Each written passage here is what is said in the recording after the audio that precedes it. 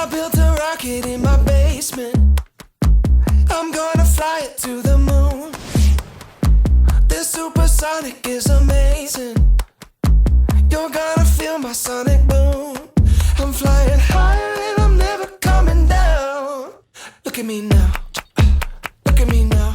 Action. Okay, hi everyone. We. Okay. All right, let me talk. Hi everyone, and just want to tell you a little bit about our day trip from Hi everyone, we're going to tell you about our day trip from Arrifana down to Sagres and then Lagos, and we'll show you some clips of some cool spots. Yeah, so the drive from Arrifana to Sagres is pretty easy. It's about an hour. It didn't take us very long at all to get there, and you're driving through the gorgeous scenery all along the way.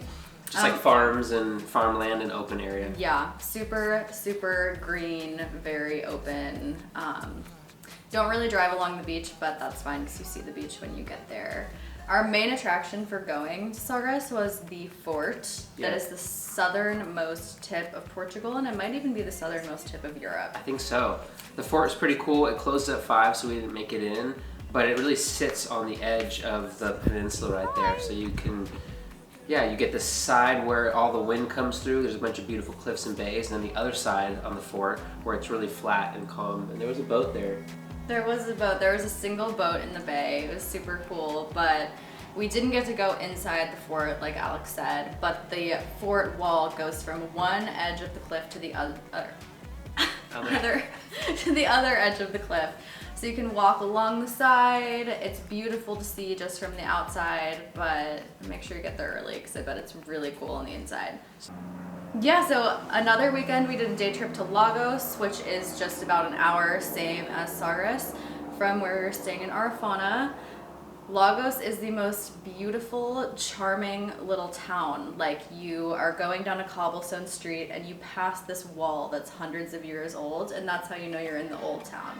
And you can enter through that area. There's a bunch of little tunnels that go into the old town area, and it's surrounded by a massive wall. So it almost feels like you're going inside an old village or a castle or something like that. It feels like you're going back in time. It's really cool. And then once you get into the old town, that's where all of the cool surf shops are. There's really cute cafes and bars.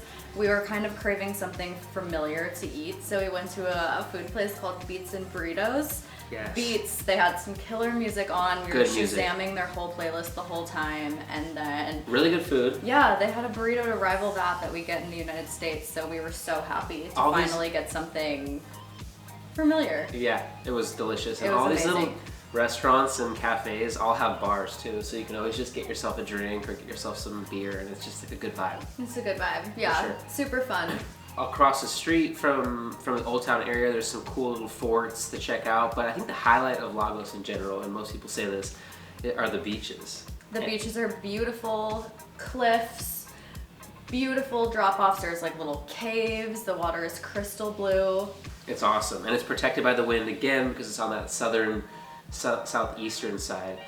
So we recommend just going to the beach, and I'm not even going to bother showing you this on the map because you can just go there. But just go to the beach and start walking south, and you'll find trails that run along the cliff, and it's so cool. It's so cool. We were able to walk the whole coast, walked for a really long time. We got to see everything. There are staircases that take you down to the ocean. The beaches have a very private feel.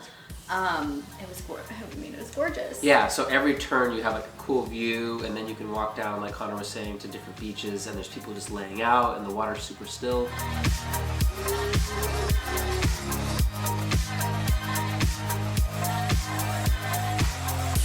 So it's kind of entering the Mediterranean almost, and it just has like a really warm, chill vibe. And we walked for an hour or two, and you could have gone for at least a few more hours. So there's probably tons of coves to check out. Yeah. It seems like an endless thing. It's really beautiful, a lot of great views. Highly recommend it.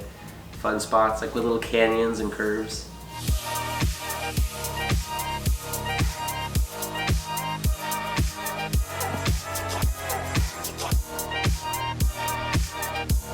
We loved it. We loved it. We loved our time there.